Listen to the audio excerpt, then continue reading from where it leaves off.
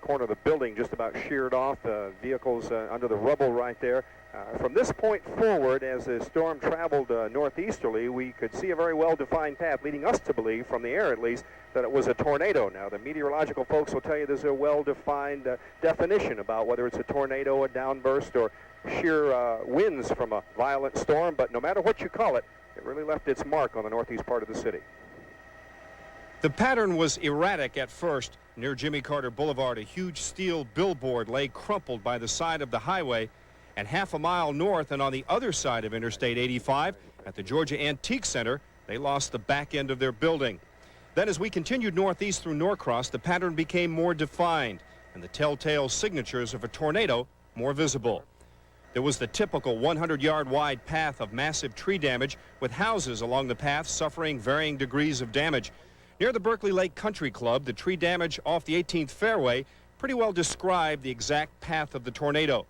It was nearby in the Ingram Point subdivision that tragedy struck again. A huge pine tree sliced through the side of this house, killing 72-year-old Elizabeth Stevens as she slept. Next-door neighbor Brent Smith rushed to her aid, but there wasn't anything anyone could do. And I grabbed the chainsaw and went over. And I had a flashlight, and Bobby on the other side of her, I saw him, and he brought over his chainsaw, and we got through the tree. And it took, I think, about 5 of us to hit the tree. While there has been a lot of damage, widespread damage here in Covington, it is fortunate, apparently, that there are no reported injuries. However, in the city of Atlanta, that is an entirely different story. We are looking at trees, houses, just about anything you can imagine demolished. People trying to get their belongings out of their houses. We don't know of anyone seriously hurt in Austell right now, but we do know that there's just tremendous damage. Car there buried in the debris. The American Red Cross is out trying to give what assistance it can to these victims of the storm. It swept through in the early morning hours, catching most of us off guard. And we're going to move on now to tell you that the metro area isn't the only place hurt by the storm. We're going to go now to a smaller community, Commerce, a bit north of Athens. As you can see, windows broken, stores on the square, trees are down everywhere. Trees are just down throughout this small town. One building was demolished, we are told. Our Athens Bureau Chief Jerry Carnes surveyed the entire area around Commerce. So far, he has found no serious injuries. Now, you could be watching this broadcast on a portable TV this afternoon because power is still out across North Georgia. It has been out since about 6 o'clock this morning. We have Tal Wright from Georgia Power on the phone with us right now. And Tal, I was told about 300,000 people were without power early this morning, but you folks are getting some of that cleared out. That's right, Mark. We're down to about 150,000 customers without power in Metro Atlanta right now. Statewide, we still have about 250,000 customers without power. Most of those are in Columbus, Macon, Atlanta, and Athens. Tal, we are now looking at some pictures of your crews out working on these lines. Tell us, were you prepared, and what do you do in a situation like this? Well, we have an emergency storm restoration program, and as soon as we see weather like this coming, we put that program into action. We have the storm centers in all the major cities throughout the state that have activated these centers, and the Atlanta Center kind of is the command center for the state. Tal, how many people are out working right now? And I'm sure they'll be out there throughout the evening. We've got about 2,000 folks out there working right now. We would ask that off-duty employees please call into their work location. That's off-duty linemen. You can see that entire line of clouds and thunderstorms moving through the city, moving through Georgia, and heading on into the southeastern part of the state. That's the only part of the state still under a severe thunderstorm watch, still under a tornado watch. Now, we are also going to take a look at what these storms dumped here across Atlanta. I don't think we want to look at the radar just yet. Well, maybe. These huge warehouses down there. They have a tremendous industrial complex down there south of Charlie Brown Airport. And these folks down there suffered a lot of damage. There was a water main that broke. Look at this, just shooting a geyser of water 2 or 3 stories into the air. So while we're in the northeast part of town now, the southwest part of town, as you see right here, Rebecca, also suffered quite a bit of damage. So it was quite widespread regardless of what label we put on the storm, wasn't it? Several patio furniture employees arrived for a different type of job today, cleaning up piles of debris scattered across the parking lot. Most of the company's stock is stored in this warehouse. This truck was loaded and ready to deliver a shipment hours before the storm hit. But the buildings on either side barely suffered a scratch. Tornado spares one business and then destroys the other one, just like the homes in Austell. You can't tell. Once again, the timing of this storm probably saved countless lives. Imagine what would have happened if the roof of that restaurant had collapsed during lunchtime rather than 6 a.m. That's why business owners say rebuilding won't be quite so painful.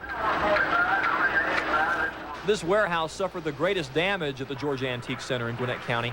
Most of the small merchants here store their belongings in this building. They don't have insurance, but the warehouse owner does. At the Springtime Mobile Home Park, signs of the season are tossed across the landscape. Tornado season has left 150 people homeless here. Among them, 7th grader Dawn Teal. There's nothing left of it except the floor and one wall in the kitchen. Dawn is a local heroine today. She woke up Saturday to find her mother pinned to the floor by the bed frame. The only light to see by came from the flames of a burning house trailer next door. Dawn helped to rescue her mother. I wasn't really thinking about it. I was just, trying to get her out of there.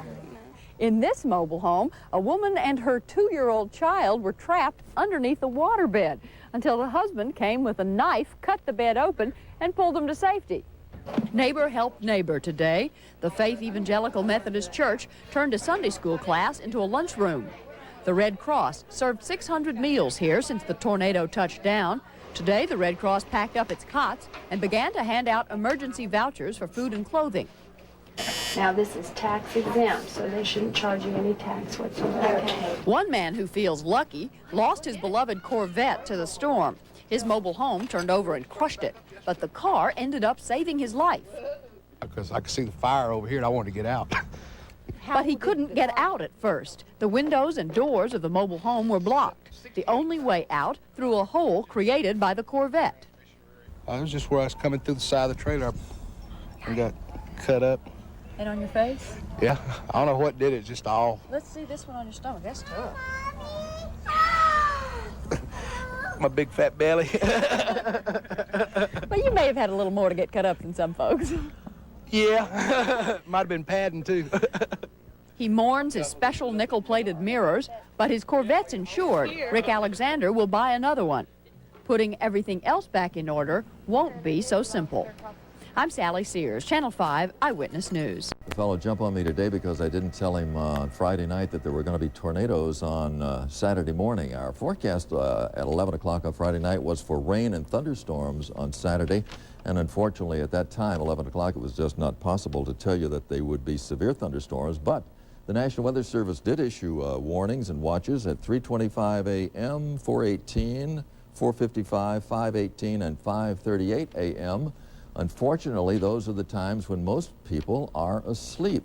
Rebecca Irwin standing by in the weather office right now. And what do we do in a case like that, Rebecca? Well, Johnny, first of all, whenever severe weather threatens Atlanta or North Georgia, you're going to hear about it here on 11 Alive.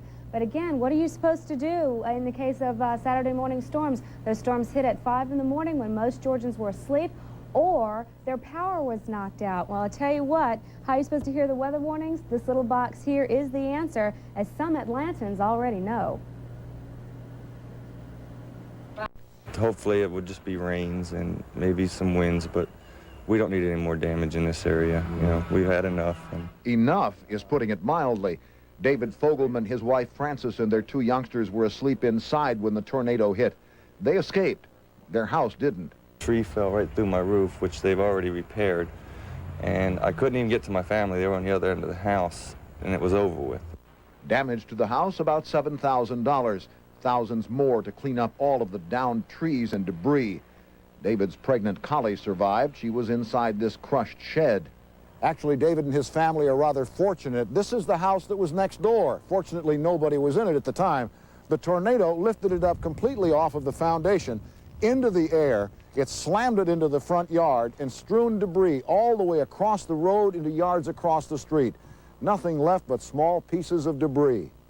Angie Halsey saw that house being blown into the air. She told us with another bad weather front bearing down, she has had enough. I'm leaving. I'm leaving. You're not going to go through it again? No, I can't take it.